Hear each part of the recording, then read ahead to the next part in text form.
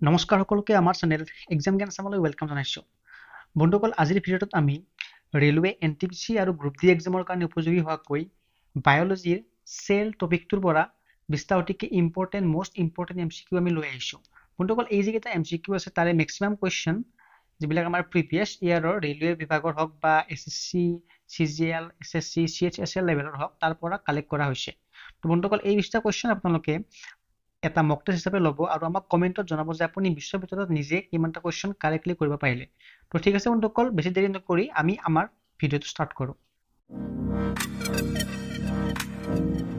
প্ৰথম কুৱেশ্যনটোত সুধিছে who discovered the nucleus of a cell. কোষৰ ভিতৰত থকা নিউক্লিয়াছ কোনে আৱিষ্কাৰ কৰিছিল? এইটো হৈছে এটা চেল। আমি এটা চেলৰ পিকচাৰ ইয়াতে লৈছোঁ আৰু একেবাৰে মাজত যিটো আছে এইটো হৈছে কি নিউক্লিয়াছ। আমাক কুৱেশ্যনত সুধিছে যে এই যিটো নিউক্লিয়াছ তাক কোনে আৱিষ্কাৰ কৰিছিল? দিয়া থকা অপশ্যন কেইটাৰ ভিতৰত কাৰেক্ট এনচাৰটো হ'ব ৰবাৰ্ট ব্ৰাউন। ৰবাৰ্ট ব্ৰাউনে নিউক্লিয়াছৰ আৱিষ্কাৰ কৰিছিল, যিটো নেকি নিউক্লিয়াছ এটা কোষৰ ভিতৰত আছে, অৰ্থাৎ এটা চেলৰ ভিতৰত আছে। কিন্তু যদি আমি ইয়াতে চাওঁ যে যিটো এটমিক নিউক্লিয়াছ মানে এটম এটাৰ ভিতৰত থকা যিটো নিউক্লিয়াছ সেইটো কোনে ডিস্কভাৰ কৰিছিল? সেইটো ডিস্কভাৰ কৰিছিল ৰাদাৰফোৰ্ডে। সো কনফিউজ নহ'ব, যদি চেলৰ নিউক্লিয়াছ সোধে ৰাদাৰফোৰ্ড আৰু যদি এটমৰ ভিতৰত থকা নিউক্লিয়াছটো সোধে তেতিয়াহ'লে তাৰ এনচাৰ হৈ যাব ৰাদাৰফোৰ্ড। নেক্সট কুৱেশ্যন নম্বৰ 2ত সুধিছে which of the following cell অৰ্গেনেলি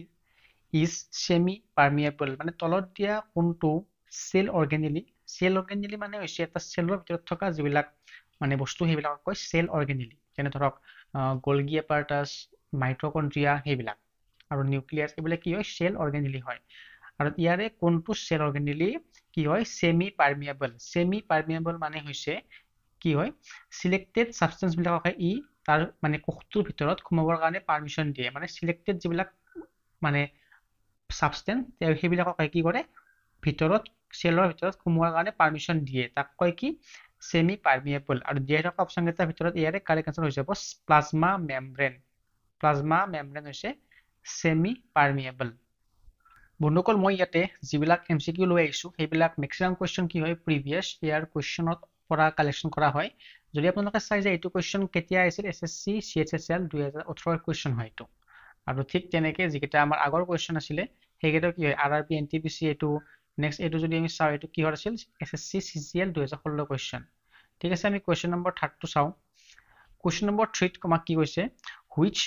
cell organelle is called the suicidal bag of the cell. মানে চেলৰ ভিতৰত থকা কোনটো চেল অৰ্গেনেলি যাক নেকি আমি আত্মঘাতী মোনা বুলি কওঁ। আমি এইবিলাক ক্লাছ 9-10ত পঢ়িছোঁ যে আত্মঘাতী মোনা কাক কয়। ঠিক আছে, আৰু এইটো কুৱেশ্যনৰ কাৰেক্ট আনসাৰ হৈ যাব লাইসোজম। অপশ্যন নম্বৰ বি, লাইসোজমক আমি কোষৰ আত্মঘাতী মোনা বুলি জানো। কুৱেশ্যন নম্বৰ 4ত কৰিছে যে which cell organelle is responsible for photosynthesis. মানে ফটোচিনথেচিছত তলত দিয়া কোনটো চেল অৰ্গেনেলি হেল্প কৰে, ঠিক আছে, বা কোনটো চেল অৰ্গেনেলি ৰেছপনচিবল হয়। দিয়া থকা অপশ্যন কেইটাৰ ভিতৰত এইটো কুৱেশ্যনৰ যিটো কাৰেক্ট এনচাৰ সেইটো হৈ যাব আমাৰ অপশ্যন নম্বৰ চি ক্লৰোপ্লাষ্ট। ক্লৰোপ্লাষ্টে কি কৰে উদ্ভিদক ফটোচিনথেচিছত হেল্প কৰে। ঠিক আছে, নেক্সট কুৱেশ্যন নম্বৰ 5 কি কৰিছে আমাক ইয়াত কৰিছে যে which is called the brain of the cell. কাক কোষৰ মগজু বুলি কোৱা হয়? এইটো কুৱেশ্যন SSC MTS 2017 অহা এটা কুৱেশ্যন। চ' এইটো এটা ইম্পৰ্টেণ্ট কুৱেশ্যন হৈ গ'ল। আৰু কাক আমি এটা চেলৰ অৰ্থাৎ এটা কোষৰ ব্ৰেইন বা মগজু বুলি ক'ম? Easy question, nucleus. ঠিক আছে, এইটো হ'ল চেল, ইয়াৰ মাজত থাকে কি নিউক্লিয়াছ, আৰু নিউক্লিয়াছকে আমি কি বুলি কওঁ কোষৰ মগজু বুলি কওঁ। নেক্সট কুৱেশ্যন নম্বৰ 6 কি সুধিছে in which organelle ATP is produce. তলত দিয়া কোনটো অৰ্গেনেলিত ATP যাৰ ফুল ফৰ্ম হৈছে এডিনোচাইন ট্ৰাইফচফেট, আৰু সেইটো ক'ত প্ৰডিউচ হয় সেইটো আমাক কুৱেশ্যনত সুধিছে। বন্ধুসকল, ATP প্ৰডিউচ হয় অপশ্যন নম্বৰ চি মাইটকণ্ড্ৰিয়া। ঠিক আছে, আৰু মাইটকণ্ড্ৰিয়াক এটা চেলৰ কি বুলি কোৱা হয় পাৱাৰ হাউচ বুলি কোৱা হয়। নেক্সট কুৱেশ্যন, কুৱেশ্যন নম্বৰ 7 সুধিছে যে what is the outermost layer in a plant cell. মানে উদ্ভিদৰ যিটো কোষ থাকে তাৰ একেবাৰে যিটো বাহিৰৰ লেয়াৰ তাৰ নামটো কি হয় সেল মেমব্ৰেন হয় নে সাইটোপ্লাজম নে সেল ওয়াল নে নিউক্লিয়াস নিউক্লিয়াসটো হ'বই নোৱাৰে ইম্পসিবল কথা বাৰু এইটো আৰু এইটো কোৱেশ্চনৰ যদি কাৰেক্ট আনসাৰ চাও সেইটো হৈ যাব অপচন নম্বৰ সি থকা সেল ওয়াল হৈছে এটা প্লান্ট সেলৰ সকলোতকৈ বাহিৰৰ লেয়াৰটো কোৱেশ্চন নম্বৰ 8 থকা যেটো কোৱেশ্চন হেতু আৰআৰবি গ্ৰুপ ডিৰ 2019 ত অহা এটা কোৱেশ্চন ঠিক আছে আৰু এইটো কোৱেশ্চন আমাক কি সুধিছে যে the cell wall of plant shell is mainly composed of উদ্ভিদ কোষৰ যেটো সেল ওয়াল থাকে মানে একেবাৰে যেটো বাহিৰৰ লেয়াৰ হেতু কিহেৰে গঠিত আমাক সুধিছে সেল ওয়াল কিহেৰে গঠিত আৰু এইটো কোৱেশ্চনৰ কাৰেক্ট আনসাৰ হৈ যাব অপচন নম্বৰ বি সেলুলোজ উদ্ভিদৰ যেটো সেল ওয়াল হয় হেতু সেলুলোজেৰে গঠিত হয় কোৱেশ্চন নম্বৰ 9 থকা কোৱেশ্চনটো এসএসসি জিডি 2015 অহা কোৱেশ্চন এসএসসি জিডি 2015 অহা কোৱেশ্চন হয় আৰু ইয়াত কৰিছে যে ৰাইবোজম ক'ত থাকে ৰাইবোজম আৰ ফাউন্ড ইন ক'ত থাকে ৰাইবোজম যদি আমি চাও প্লান্টতো থাকে লগতে এনিমেলতো থাকে সো অপচন নম্বৰ ইয়াত সি হ'ব অৰ্থাৎ both plant and animal cell অৰ্থাৎ উদ্ভিদ কোষ আৰু এনিমেল কোষটো কি হয় ৰাইবোজম পোৱা যায় Question number 10 ত কৰিছে which cell organelle detoxifies poisons and drugs in the liver কৰিছে যে তলত দিয়া কোনটো সেল অৰ্গেনেলি আছে যে নেকি আমাৰ লিভাৰত থকা বিলাক পয়জন হওক বা যিবিলাক ড্ৰাগছ হওক হেবিলাকক কি কৰে ডিটক্সিফাইজ কৰে মানে ধৰিলক যে বেয়া বস্তুখিনি আমাৰ লিভাৰৰ পৰা আউট কৰি দিয়ে বাহিৰ কৰি দিয়ে কোনে কৰে এইটো কৰে স্মুথ এন্ডোপ্লাজমিক ৰেটিকুলাম অৰ্থাৎ option number B smooth endoplasmic reticulum question number 11 ত কৰিছে হু ডিসকভাৰ্ড দ্য সেল মানে কোষ কোনে আৱিষ্কাৰ কৰিছিল আমি হেতু কোৱেশ্চন আনসাৰ দিব লাগে আৰু দিয়া থকা অপচন কেইটাৰ ভিতৰত এইটো কোৱেশ্চনৰ যদি কাৰেক্ট আনসাৰ চাও হেতু হৈ যাব ৰবাৰ্ট হুক কিন্তু বন্ধুসকল ইয়াতে এটা কথা মন কৰিব ৰবাৰ্ট হুকে যেটো কোষ আৱিষ্কাৰ কৰিছিল হেতু হৈছে ডেড সেল অৰ্থাৎ মৃত কোষ ঠিক আছে যদি আমাক কোৱেশ্চনত সোধে বলে লিভিং সেল কোনে আৱিষ্কাৰ কৰিছিল লিভিং সেল যদি লিভিং সেল বুলি সোধে তেতিয়া কিন্তু এনসাৰটো ৰবাৰ্ট হুক নহয় লিভিং সেল কোনে লিউৱেন হুক মোৰ তেখেতখন একদম সহজ হৈছে L for living L for Leeuwenhoek হৈ গল living cell Leeuwenhoek dead cell Robert Hooke এতিয়া আমি চাম যে ৰবাৰ্ট হুকে ডেড সেল আৱিষ্কাৰ কৰিছিল 1665 চনত এটো হৈছে ডেড সেল আৰু এতিয়া আমি চাম যে কিমান চনত লিভিং সেল ডিসকভাৰ কৰিছিল লিউৱেন হুকে কেতিয়া কৰিছিল ইয়াৰ পৰা ঠিক 9 বছৰ পিছত অৰ্থাৎ 1674 চনত ঠিক আছে 9 বছৰ পিছত কি কৰিছিলে লিভিং সেল ডিসকভাৰ কৰিছিলে লিউৱেন হুকে Question number 12 ত কৰিছে which organelle is known as the powerhouse of cell মানে কোষৰ শক্তিৰ ভঁৰাল বুলি আমি কোনটো সেল অৰ্গেনেলিক জানো ইজি কোৱেশ্চন এটো কোৱেশ্চন বহুকেইটা এক্সামত মানে কি হয় ৰিপিট হৈছে যদি আমি চাও অসম গভৰ্ণমেণ্টৰ যেটো আমাৰ ৰিসেন্টলি ডিএমই এক্সাম হৈ গল তেনেকুৱা ধৰণৰ এক্সামৰ কাৰণেও এনেকুৱা ধৰণৰ কোৱেশ্চন বিলাকে অহা দেখা যায় ঠিক আছে যি নহওক যদি আমি এইটো কোৱেশ্চনৰ এনসাৰটো চাও এইটো কোৱেশ্চনৰ যেটো কাৰেক্ট এনসাৰ এটো যাব মাইটোকন্ড্ৰিয়া কি বুলি কোৱা হয় power house of the cell Question number 13 ত কৰিছে which part of the cell contains genetic material মানে কোনটো পাৰ্ট কোষৰ কোনটো পাৰ্টত কি থাকে জেনেটিক মেটেৰিয়েল থাকে জেনেটিক মেটেৰিয়েল ঠিক আছে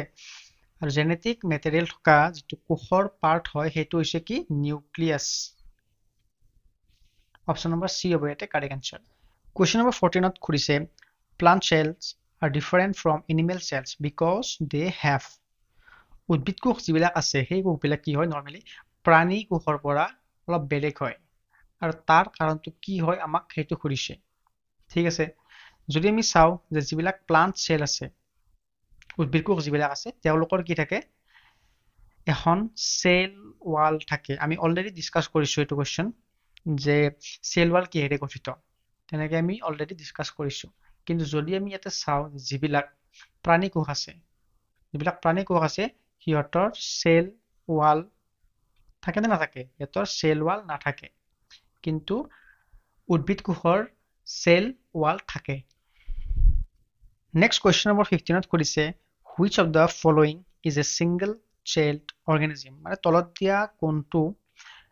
প্ৰাণী কি হয় এটা এককোষীয় জীৱ হয় মানে ইয়াৰ দেহত অনলি এটাই কোষ আছে ঠিক আছে আৰু এইটো কোয়েশ্চনৰ এনসাৰটো একদম ইজি হয় ডগ হিউম্যান ট্ৰি এইবিলাক হ'ব নোৱাৰে এইটো হৈ যাব কি হয় অপচন নম্বৰ সি এমিবা এমিবা হৈছে এটা সিঙ্গল সেল অৰ্গানিজম মানে কি হয় এইটো এটা এককোষীয় জীৱ হয় কোয়েশ্চন নম্বৰ 16ত কৰিছে the fluid part of the cell inside the membrane but outside the nucleus is called মানে ইয়াত কি কৈছে ধৰক এইটো আমাৰ সেল ঠিক আছে ইয়াত কি থাকে এইবিলাক কিছুমান ফ্লুইড থাকে আৰু এইটো হল মাজত নিউক্লিয়াস আৰু নিউক্লিয়াসৰ ভিতৰতো এনেকুৱা কিছুমান ফ্লুইড থাকে আমাক কৰিছে যে আমি সেই ফ্লুইড পাৰ্টৰ নাম ক'ব লাগে যেটো নেকি সেলৰ ভিতৰতে আছে হয় কিন্তু এই যেটো নিউক্লিয়াস আছে সেইখিনি নহয় আৰু এইখিনি বাদ দি কেনে বাকি যিখিনি এই যিখিনি ৰঙা ৰঙা আছে এই যিখিনি ৰঙা ৰঙা ফ্লুইড পাৰ্ট আছে সেইখিনি কি বুলি কয় সেইটো আমাক কৰিছে আৰু এই যিখিনি পাৰ্ট হয় এইটো কি বুলি কোৱা হয় এইটো কোৱা হয় সাইটোপ্লাজম বুলি কি বুলি কোৱা হয় সাইটোপ্লাজম যদি আমাক কোৱেশ্চনত খুজিলে হয় বলে এই যেটো নিউক্লিয়াস আছে এইটো কি হয় নিউক্লিয়াস এন ফৰ নিউক্লিয়াস ঠিক আছে নিউক্লিয়াসৰ ভিতৰত যিখিনি ফ্লুইড পাৰ্ট থাকে সেইটো যদি আমাক খুজিলে হয় সেইটো হৈ গল নিউক্লিয়াসত থাকে কাৰণে কি ক'ব নিউক্লিওপ্লাজম হৈ গল নিউক্লিয়াসৰ ভিতৰত থকা হেনিক কয় নিউক্লিওপ্লাজম নিউক্লিয়াস বাদ দি বাকি যিখিনি ৰঙা ৰঙা আছে এইবিলাকক কোৱা হয় সাইটোপ্লাজম বুলি Question number 17 কৰিছে which organelle helps in protein synthesis মানে তলত দিয়া কোনটো সেল organelle আছে যিয়ে নেকি আমাক protein synthesisত help কৰে ইজি কোৱেশ্চন আৰু এইটো কোৱেশ্চনৰ কাৰেক্ট আনসাৰ হৈ যাব অপচন নম্বৰ সি ৰাইবোজম ঠিক আছে ৰাইবোজমে কি কৰে protein synthesisত help কৰে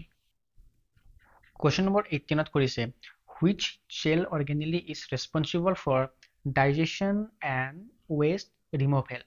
মানে কোষৰ ভিতৰত থকা কোনটো এনেকুৱা সেল অৰ্গেনেলি আছে যিয়ে নেকি কি কৰে হজমত সহায় কৰে আৰু লগতে কি কৰে যিবিলাক বেয়া পদাৰ্থ আমাৰ শৰীৰত মানে সেলত সৃষ্টি হয় সেইবিলাকক কি কৰে তাৰ সেলটোৰ পৰা বাহিৰ কৰি দিয়ে আউট কৰি দিয়ে আৰু সেই সেল অৰ্গেনেলিটোৰ নাম কি হয় আমাক কোৱেশ্চনত কৰিছে আৰু সেইটো কোৱেশ্চনৰ কাৰেক্ট আনসাৰ হ'ব অপচন নম্বৰ এ লাইসোজম ঠিক আছে লাইসোজম কোৱেশ্চন নম্বৰ 19 কি হৈছে ইয়াতে সুধিছে যে what is the basic unit of life মানে আমাৰ লাইফৰ যেটো বেসিক ইউনিট হয় হেতু কি হয় আমাক কোৱেশ্চনত এটো সুধিছে আৰু বেসিক ইউনিট অফ লাইফ হ'ব অপচন নম্বৰ ডি থকা সেল ঠিক আছে সেল হৈছে আমাৰ লাইফৰ বেসিক ইউনিট বন্ধুকল আমাৰ আজিৰ এটো যেটো আমি সেলৰ মোস্ট ইম্পৰ্টেন্ট 20টা কোৱেশ্চন লৈ আছিলো হেতু ভিডিঅৰ এটো হৈছে আমাৰ লাষ্ট কোৱেশ্চন কমেন্টত সকলো জনাব যে আপুনি এই 20টা কোৱেশ্চনৰ ভিতৰত নিজে কিমানটা কোৱেশ্চন কাৰেক্টলি কৰিব পাৰিলে ঠিক আছে আমি দেৰি নকৰি লাষ্ট কোৱেশ্চনটো চাই লও লাষ্ট কোৱেশ্চনত আমাক কৰিছে যে হু প্ৰপ'জড সেল থিওৰি তলত দিয়া কোনগৰাকী ব্যক্তিয়ে সেল থিওৰি দিছিল বন্ধুকল ইয়াতে আমি জানিব লাগিব যে সেল থিওৰিটো কিমান চনত দিয়া হৈছিল এটো দিয়া হৈছিল 1838 ৰ পৰা ষ্টাৰ্ট কৰি 1839 ৰ ভিতৰত ঠিক আছে আৰু সেল থিওৰিত মেইনলি দুটা পইণ্টৰ কথা কোৱা হৈছে মই পইণ্ট কেইটা আপোনাক কৈ আছো তাৰ আগতে আমি অপচনটো চাই লওঁ যেটো অপচন মানে কোনে দিছিল সেল থিওৰি হেতু হ'ব option number A Schleiden and Schwann ঠিক আছে আৰু তেওঁলোকে যেটো সেল থিওৰি দিছিল তাত থকা মেইন পইণ্ট কেইটা হৈছে যে all living are made up of cells মানে যিমান বিলাক জীৱিত বস্তু আছে সকলো বিলাক কি হয় সেলেৰে গঠিত মানে মেইন বস্তুটো হৈছে সেল ঠিক আছে নেক্সট আমি চাম কি হয় second to smallest unit of living is cell ঠিক আছে এটা লিভিংৰ মানে এটা জীৱিত বস্তু যেটো স্মলেষ্ট ইউনিট হেতু কি হৈছে সেল সো এই দুটা হৈছে ইম্পৰ্টেন্ট পইণ্ট যেটো নেকি আমাক সেল থিওৰি দিছিল বন্ধুসকল আমাৰ আজিৰ এটো যেটো মক টেষ্ট তাত এইকেইটা কোৱেশ্চন আছিল আশা কৰো সকলোৱে আমাৰ ভিডিঅটো চাই ভাল পাইছে এই গোটেইটা কোৱেশ্চন সেল টপিকটোৰ পৰা চাব গলে স্পেসিফিক্যালি বহুত বেছি ইম্পৰ্টেন্ট হৈছে যদি আপোনালোক এনেকুৱা ভিডিও আৰু লাগে টপিক ওয়াইজ এমসিকিউ লাগে ইম্পৰ্টেন্ট এমসিকিউ লাগে আমাক কমেন্টত জনাব ঠিক আছে বন্ধুসকল আমি লগ পাম আমাৰ নেক্সট ভিডিও বিলাকত